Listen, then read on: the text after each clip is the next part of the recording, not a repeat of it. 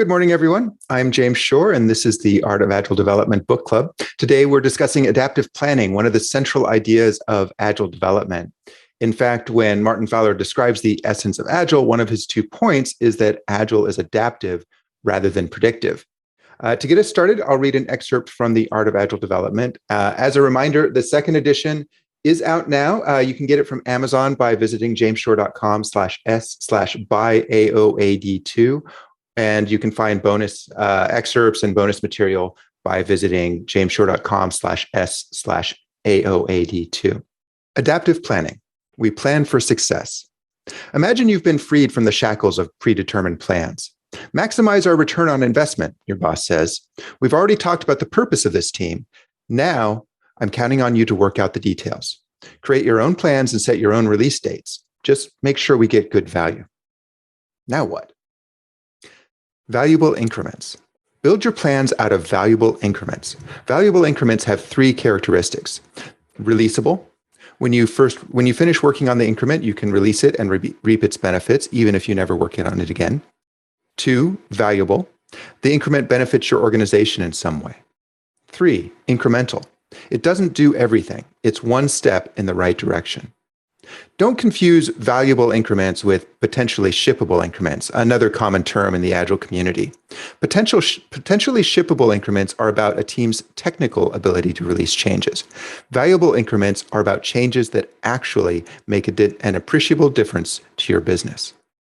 Similarly, a valuable increment is released only when you can achieve its value. Teams using continuous deployment will deploy their software multiple times per day, but it isn't released until a configuration switch is flipped and the increment is available to its intended audience. Valuable increments generally fall into these categories. Direct value. You build something, change something, or fix something that has value. It's released when your organization can reap the benefit. For example, if you think you can improve customer retention by adding a new report, you've released the report when real customers can run it. Learning value. You conduct an experiment that gives you insight into how to increase value. It's released when the experiment is ready to run, including decisions about how to interpret the results. For example, if you think you can increase customer signups by changing your signup flow, but you're not sure which flow is best, you might create an A/B test.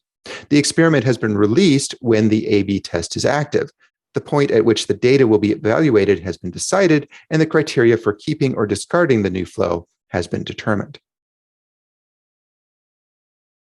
Option value. You create the ability to postpone or change a decision so that you can take advantage of a valuable opportunity in the future. It's released when you can safely postpone or change the decision. For example, if you think a vendor is trying to create lock-in so they can raise their prices, you might modify your software to also support a second vendor. The option has been released when you can switch between vendors at will. Learning and option increments require people to be comfortable with uncertainty and ambiguity, so they tend to be used by optimizing teams, but any team can use them. You'll track your increments with stories in your visual plan. For example, the previous examples might be written as TPS report, sign-up flow A/B test, and authentication vendor independence. If you want to keep more detailed notes, you can, but for most product managers I meet, a short phrase is enough of a reminder. You need to be able to articulate 3 things. First, why the increment is valuable. Second, how the value relates to the team's purpose. And third, what release looks like at a high level. The details are decided later, as I'll discuss in how to create your plan. So that is our subject for today, adaptive planning. Let's get started with our first discussion prompt. The book introduces the idea of a valuable increment as something that's releasable, valuable, and incremental. Valuable increments are distinguished from a user story, which are valuable, but not necessarily releasable. So the question I want us to start us out with is that a useful distinction? Is distinguishing between stories, which I think as originally conceptualized were more like what I'm calling a valuable increment, and valuable increments, is that useful, or is that me just making up new terms? Love to hear your thoughts on that. Again, to participate, just raise your hand in Zoom and I will call on you. Over in this Discord, we had some interesting discussion about this one. You can find the Discord at jamesshore.com/s/AOAD2 Discord. And every week we have discussion about the upcoming topic. Jay Bazuzzi wrote in the Discord this week, I'm pretty happy with this distinction between valuable increment and stories. Sometimes I frame the things as customer wants it, feature. Customer understands why we're doing it, even though they don't want it yet, user story. Customer doesn't understand why we're doing it, but we want it, for example, refactoring. And a partial step towards one of the above with no value on its own. And this is a flaw in the approach. Thomas Owens responded to Jay's comment. I like this. However, when the customer doesn't understand why we're doing it, I like to help them understand. Refactoring, we're trying to make it easier and faster for us to make your changes. Adding test coverage, we're trying to increase our confidence when we make changes. Updating dependencies, pulling in support for new features, performance improvements, or resolving security vulnerabilities. There's usually a way to put the stuff we, developers, maintainers, and operators want in terms the customer understands. And Jay Bazuzzi responded to this on the Discord, but he is here now. So Jay, I'd love to hear your thoughts. Hi, good morning, if it's morning for you. So yeah, I want to riff a little bit more on what we talked about on Discord. I noticed that I have some mixed feelings about where refactoring and other internal for the team activities fit into a model like this, because on one hand, we're doing refactoring for the benefit of the business. So I want the business to see that as a valuable use of our time. On the other hand, I've often had the experience of talking about refactoring with business stakeholders and getting a reaction that makes it harder to do the work that I think is the right work to do. Please stop wasting your time doing so much refactoring, that kind of thing. And there's also what feels like an important principle that the team should be able to choose how the team works. We deliver something to the business, but the internals of the team, that nobody else needs to be involved in that. That should be how the team should be able to decide that for itself. And so saying, here's how refactoring fits into the model invites people outside of the team to participate in the discussion about what refactoring we should do or how much. And if you're not a programmer and you haven't been in the team, I think that's not going to go well. At least my experience so far is when it often doesn't go well. So I feel mixed about that. Yeah, I have the same reaction. On the one hand, I do think it's a very valuable skill, as we discussed in the Discord, to be able to explain what a team is doing from a business perspective. And there's a lot of benefit to being able to say, well, if we do this refactoring, we're going to decrease our costs. But at the same time, I do see that there's a lot of teams that see their product owner or product manager as their boss, and they only will do what they need to get permission for everything from that person. And one of the things I like to say is, do you ask permission to use source control? And how would you respond if you were told, don't use source control, that's a waste of time? That's Jim York has a comment on this. Jim, welcome. Thanks, Jim. Yeah, a couple of things. I've got mixed feelings as well. One is just craftsmanship and what we think of as being definition of done. With our just current work as we're going through our iterations. What standards do we rise to? Do we refactor as a normal practice? For example, if we are building a new feature and it touches something else, and that something else has some technical debt, do we go pay down that technical debt? What are all those things? So I think there's a certain responsibility on the part of the developers to step up to a high level of craftsmanship and live up to a standard that's consistent with what the organization does. I mean, sometimes organizations produce things of really high quality and that's their brand. And sometimes there are other organizations that don't have quite as high standards and everybody knows that and is okay with that. So I think there's a balance here. You got to come to the right level. But something that I think is important in the conversation with the customers and other stakeholders is business continuity and sustainability of the ability to create value. And a lot of these things that we're talking about, in terms of just for the team, it's really not just for the team. And I think there's a place for a conversation with the customers of do you care about our ability to provide this service for you in the future? And if you do, then great. If you don't, that's another dynamic entirely. And you might want to wonder whether those are those are the customers that you really want to serve. I think this opens a whole Pandora's box of conversations. I do like thinking about the increment in terms of valuable.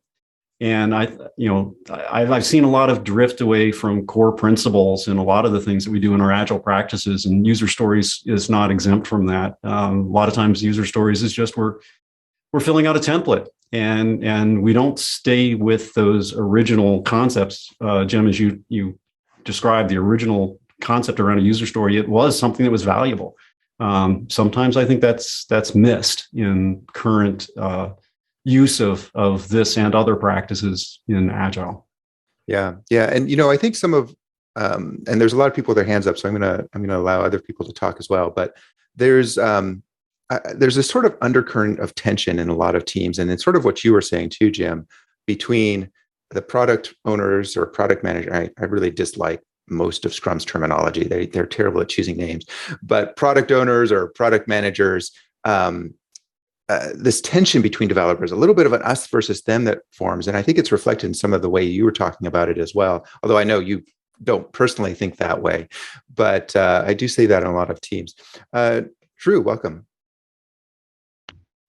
Hey, good morning. I was just going to say real quick, I really appreciated a lot of what Jay said. I think the description of increments I can really relate to, but then also kind of describing both of those scenarios in terms of exposing kind of refactoring and technical initiatives to your business stakeholders versus not. I've very much lived in both paradigms where that's been done successfully and that's been done to the detriment of the initiatives where I do believe that when you expose those things to your business stakeholders, you're giving them the opportunity to evaluate and scrutinize and have input into those things. And business stakeholders understand value, but don't always understand how to build products. They don't always understand the technology or understand the value of those efforts. And so I've seen a lot of times where when push comes to shove, those things get sacrificed because, why are you investing in those things versus we need these features over here to stay competitive, focus on these things and, push that off. But in my mind, a little bit when we're talking through that, and maybe I'm relating too many things these days to the Agile fluency model, but I kind of come back to that a little bit in that, I've seen teams that are more in that focusing zone be in a space where when you have external stakeholders that are really, or external business owners or product managers defining your work and kind of feeding the team, and the team's more focused on throughput, there tends to be less of that trust in the team of how they build the product and their capability to own and manage those types of decisions. And so therefore, it's more important for the team to keep that kind of internal and do that without exposing it to a certain extent. Versus teams that are maybe more in like that optimizing zone. They are fully trusted. They have more empowerment, more trust from the organization. They've got those capabilities internal, and they are able to kind of evangelize what they're doing for the benefit of the business because they're more trusted, and other people don't feel the need to jump in and scrutinize that as much. So I kind of come back to that model a little bit as maybe a little bit of the factor that goes into what differs between organizations in terms of supporting those models. Yeah. I think the causation arrow there is interesting between the trust and the ability to talk about refactoring and so forth without it turning into a why are you wasting your time? And in my experience, what's necessary to reach that optimizing zone is having that trust. It doesn't come from being in the optimizing zone, and the other ways around. You don't get to be in that zone until you've got that trust, because without that trust, you just don't tend to have the productive conversations you need to be in the optimizing zone. Thanks very much for your comments, Drew. Dan, welcome to the show. Thank you. Nice to be here. I just wanted to share that I also feel that the value increment is a valuable thing. And the way you've described it is like direct value, learning value, optional value. It feels like helpful words for a more productive conversation. Maybe because we've used it over time. I feel like story has become something, MVPs become something in usage. Stories almost like have you entered it into the work tool now. And MVPs often like debate is a minimum viable product or minimum valuable product and how big is it? And when you use the word feature, feature has a connotation to software and software releases, so then it can be hard to kind of use it to describe things. So I think you've done something important here, breaking it down to more atomic pieces for deeper discussion. Thank you. The first edition of the book, I called them minimum marketable features, which came from a book called Software by Numbers. And I got into so many conversation about, well, what does marketable mean? What does finished feature mean? What does minimum mean? And I just, the new name was really a backlash to that, because it just, not everything's a feature, not everything's marketable, but it is important that it be small and it be valuable. I see that somebody put in the comments, I see Civs didn't make it. In an early draft, I called it, first I called them S-rank stories, because, I'm a geek and I watch anime and stuff, and everything's S-ranked when it's super special. But S also for small, right? And that, nobody liked that. So then I went with Civs, which was smallest increment of value. Nobody liked that either. So finally, we ended up with just valuable increments, and that's where it came from. Thanks for your comments, Dan. Sarah, welcome to the show.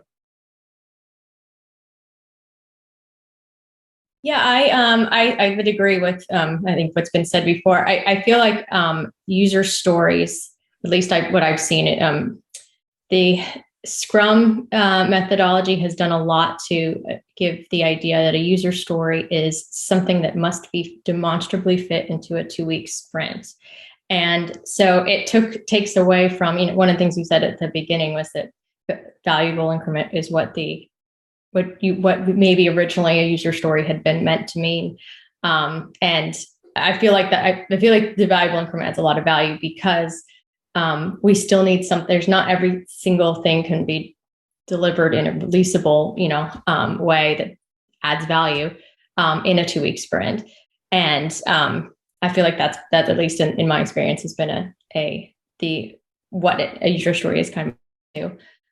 The one I wanted to add on to the comment also about refactoring, I feel like part of the dialogue that happens there is the idea that refactoring is kind of a big event, as opposed to something that we do as an ongoing part of code maintenance.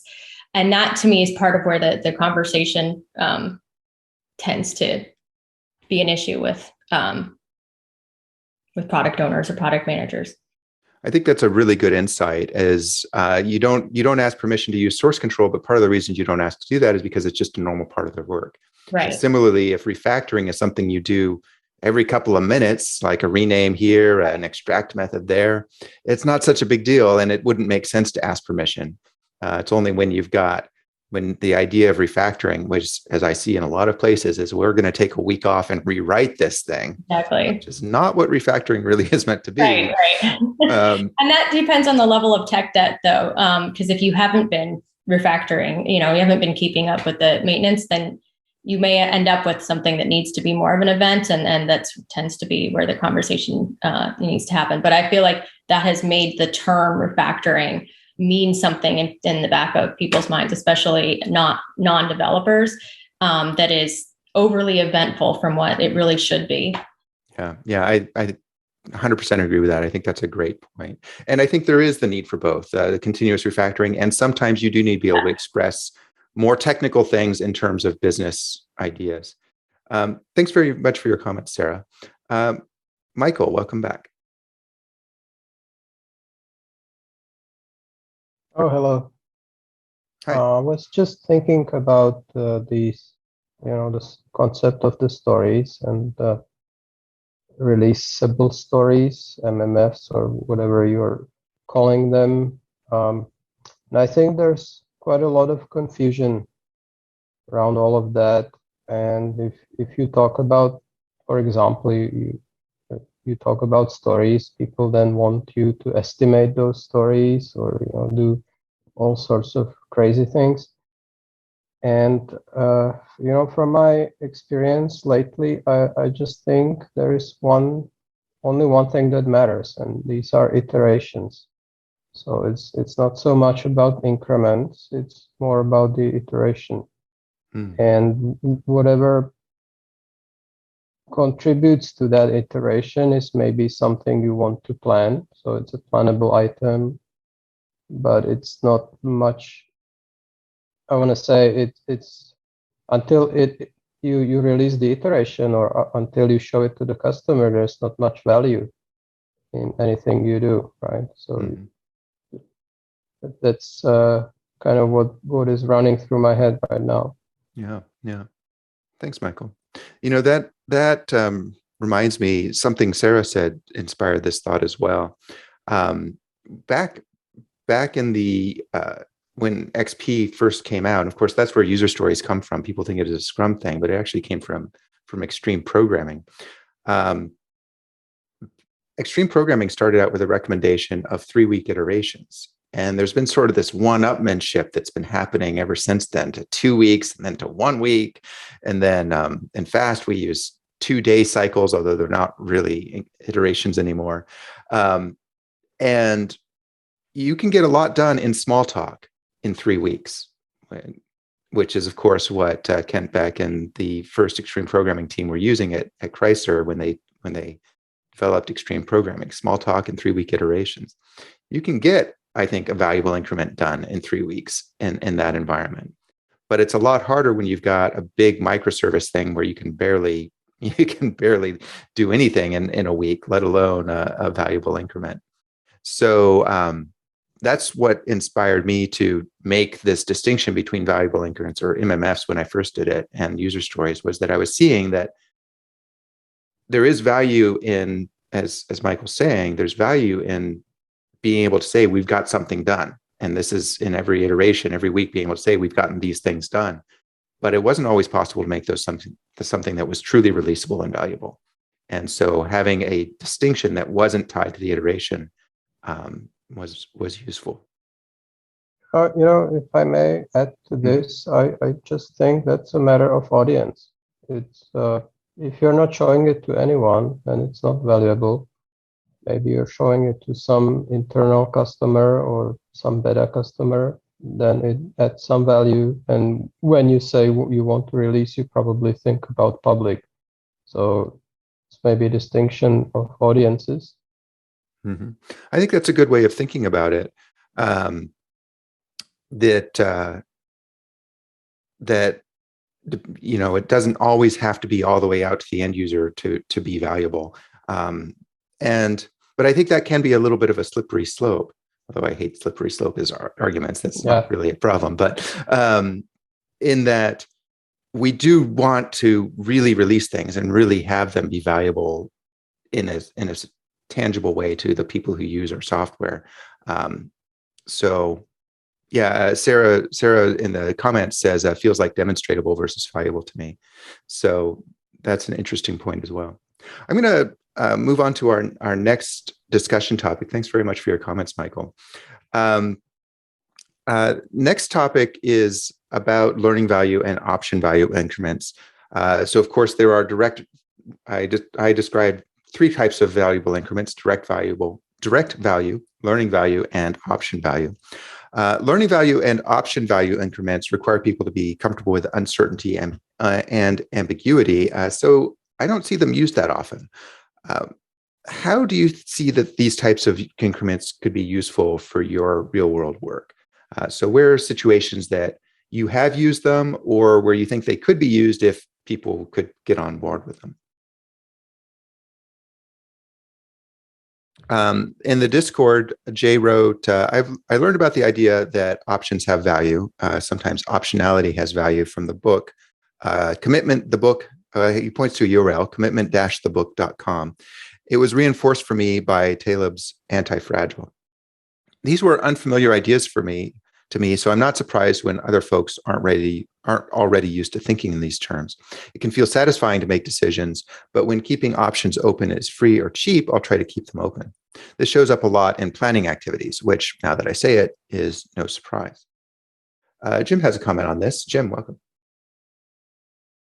So I think you used the example of the ability to switch to a different vendor in the book, and that obviously there are lots of options of that nature and all, but one of the ones that's really ubiquitous is it's the failover option. If our main site goes down, we want to have an ability to switch over to a backup site. Just simple options like that. And those are expensive options. Oh yeah. Sure. And again, I think back to a conversation with your stakeholder community, including your customers, and getting some insights as to whether continuity of providing services is something that is important. What's the mean time to recover from a disaster, something that brings down either a part of or the entire service that we provide. So, one of the really common options is simply having that redundancy and that failover. I love that example because it's something that I think a lot of companies can just intuitively grasp. Oh yeah, that of course is important. We have backups, we have run books, and some companies, the more mature companies, exercise those run books and do drills and so forth. And that's obviously not something that provides direct value. So using that as sort of a way of introducing this idea of option thinking, that makes a lot of sense to me. Thanks a lot, Jan. Dan, welcome. Thank you. Yeah, I find I naturally think a lot in optionality, and so I was kind of surprised when other people didn't. And the stuff that really I feel like made a connection around this. So there's double diamond design process. This is one thing where really exaggerate that at the beginning of a project, you're expanding, you're identifying ideas, you're brainstorming, you're trying to throw more things in. And then after you get to a point, and then you start contracting. And it was also in the Product Owner in a Nutshell video that at the beginning of an effort, you might want to be paying down your risk, paying down the things you don't know yet. And so at certain times in a project, certain elements become really valuable. And so I feel like those who are less comfortable with ambiguity, optionality, if you pull it to the beginning and say, we have this time frame at the beginning of the effort where we'll really explore these things, and then we'll get to more succinct one path burn down, that's a good way to introduce the concept. Can you say a little bit more about double diamond design process? I think there was some interest in that in the chat. Where did I bump into it from? Mostly more just kind of design thinking and this flow of an entire project. I feel like sometimes Scrum, by the time you get it, this is what we're going to do, and you need to break it down into pieces. And when you can have a designer on the team, or when you pull that whole team forward to the beginning of the process, there's a lot of really fun things where what's the problem? How could we solve it? Let's identify 5 ways to solve this thing to prove that we really understand what the problem is. And then once we know 5 solutions, we'll pick the right one, or we'll run with a couple of those until those hit blockers and things like that. And so, near the beginning of the effort, it's a lot more expansion and discovery and those types of activities. I think you're right in that a lot of organizations, that's considered to be upstream of the development team. That's there's this idea of definition of ready, and I have sort of mixed feelings about it, because it's sort of this sense that, oh well, before we come to the team, we've got to have everything figured out, and that's sort of easing back in the direction of a waterfall process, because those definition of readies tend to expand anytime anything goes wrong. Oh, if we just thought of that in advance, we wouldn't have had that problem. Well, you're always going to have some problems. Let's put in our definition of ready. Let's take even longer to figure things out. And then, like you said, we get to the actual time when the team's involved, and all we're doing is just trying to break it down into pieces. Thanks very much, Dan. I appreciate your comments. In the Discord, Jay had an example of options versus plans. He talked about a discussion about remodeling a house. If you do just one part, say a new roof, and then later want to do another part, say add a dormer for the office, you'll end up redoing some of your brand new roof. It's tempting to try to do both at once to avoid the waste. And give some more examples along those lines. But basically the summary of what he's saying here is there's always going to be something that you could do and you're going to want to bring in together. But the answer we came up with, he says, is to pick a small remodel job that we really want and do that by itself and accept that some work will need to be redone, do the job, and then get the benefit. And that keeps our options open. We can decide to do the next job on the list or a different next job than originally planned, or take a break from living through construction or sell the house. That reminds me, when we in our house, when we remodeled the basement, they had to replace the electrical panel, and replacing the electrical panel is really expensive. So we said, well, we don't have an electric car today, and we probably won't have one in a couple of years, but we might have one in 5 years or in 10 years. So when you replace the electrical panel, please size it large enough to have an outlet for the electric car in the garage. And so that was an example, I think, of buying an option. We paid more to replace the panel now so that when we got an electric car, we wouldn't have to pay even more in the future to replace the panel yet again. It's actually the third panel we've gone through in this house. So we were kind of ready to be done on that one. Our next discussion topic was focusing on a single valuable increment at a time and breaking it down into smaller pieces is an easy way to increase value. What are some of the ways you've seen stakeholders react to this idea? And how can they be convinced to try it? It's my idea. It's my experience that a lot of business stakeholders really want to see progress on multiple things at once, even though it slows everything down doing that. And convincing them to focus on just one thing can be really, really hard. So I'd love to hear your thoughts on this point. And Jim has some comments. Jim, welcome back. Yeah, I think the idea of the value in an increment and breaking it down in smaller parts and tying that into the learning aspect that that was in the previous prompt. A lot of times when I'm working with teams and product owners in particular, when we're trying to break something down into smaller bits, we land on the base case is like the most valuable increment. Typically, the exception cases around that by themselves have no value. In the absence of the base case, or the happy path, as some people call it, there is no value. Often we just build out a very rudimentary, sometimes it doesn't even have a user interface. Sometimes the design is not, what it should be. Sometimes there's no underlying data retention or all sorts of things we kind of carve out of the scope of the base case just to get exposure out to a customer to say, take a look at this, try it, see if this rudimentary version that just does this very base case, does it do something useful to you? And even within the same iteration, you could have options to build off of that iteration. Don't wait till the end of the iteration in some sort of review process to then ask the question, is this useful or not?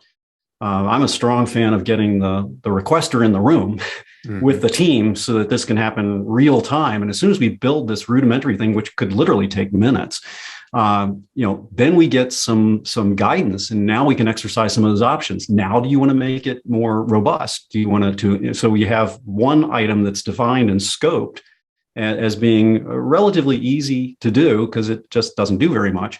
And if that kind of passes muster, we use the feedback on the fly to exercise some of the options to build it out and to make it more robust. If you're using a process like Scrum, where there's, you're not supposed to really change during the sprint, we all know that that's not what happens in reality.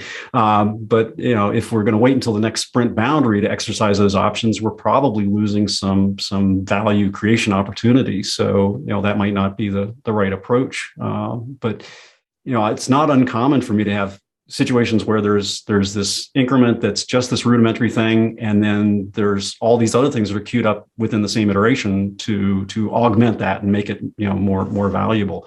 But we can always pivot off of that if the answer is no, that doesn't do what I thought it would do, and thank goodness we didn't spend a lot of money on design and data retention and all the other stuff that ends up. It's kind of the Pareto thing. It's 80% of the value is in that base case, and all the residual 80% of the effort is associated with making it more fail-proof and handling those various exceptions and prettier and faster. And the first time through, it doesn't necessarily have to be fast or secure, or that can all be discarded.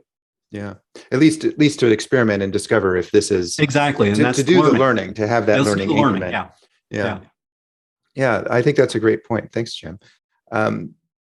Michael has a comment on this. Michael, welcome back. Yes, regarding the progress on multiple fronts, I think oftentimes that's just the risk management strategy. So maybe the stakeholder wants to know about their business opportunities and they need a little bit of progress on each of these topics, themes, whatnot. And then the approach usually I take is kind of similar to what you do in Node.js, with async.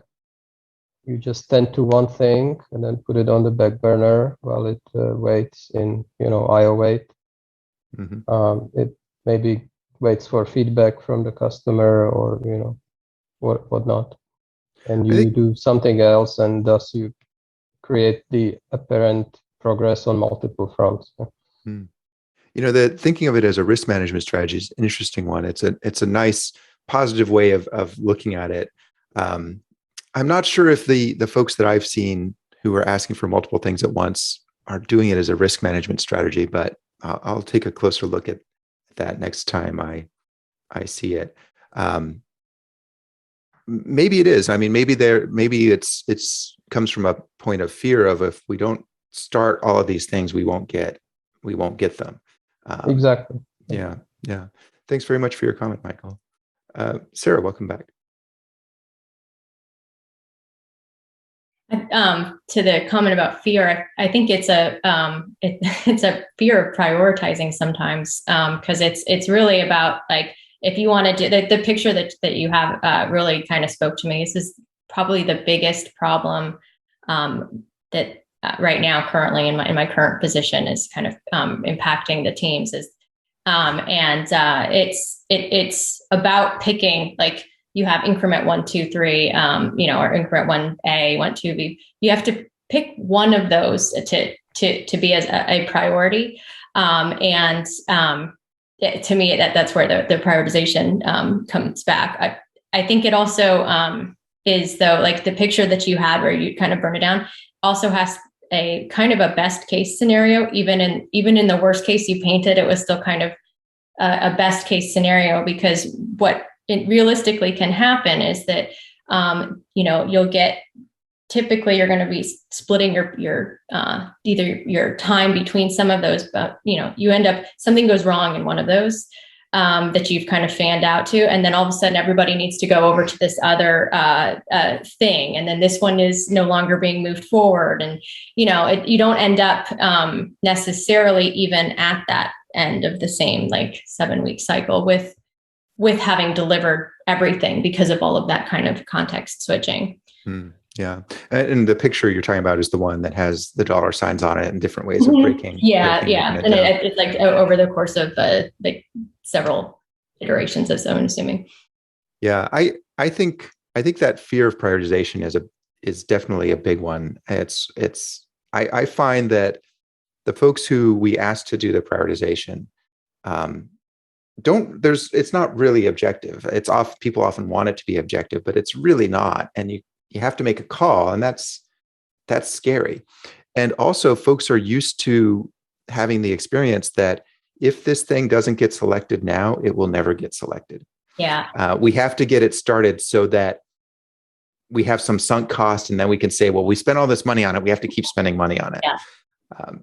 And I think the solution to that is to get really good at doing things in small pieces, so that you're constantly having something to deliver, and people can let go of some of that fear about it's going to take forever to do something and we're never going to get anything else.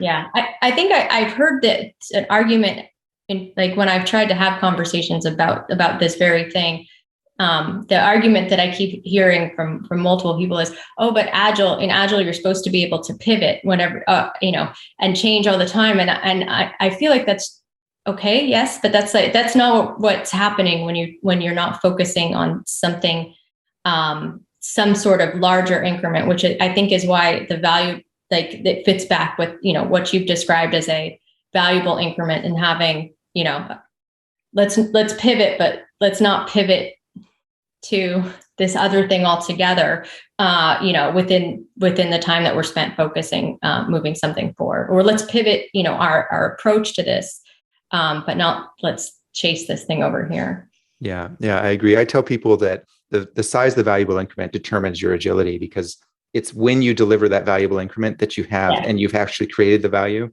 That's when you can change direction and not have wasted the time you spent. There are more people with comments, but unfortunately we are out of time. So thank you, everybody. That is all the time we have today. Next week's topic is zero friction, which is really about increasing the speed of feedback in development, preferably to the point where we get feedback within a second or so of making a change. This is one of my favorite topics. The reading and official announcement will go up later today, so keep an eye on jamesshore.com or follow the Discord at jamesshore.com/s/AOAD2 Discord. I also have the recording of our Energized Work session going up soon. It's actually on YouTube already. I'm going to put it up on my website later today, so keep an eye out for that too. Thank you very much, everyone, for joining us. And that is it for this time. I will see you all next week.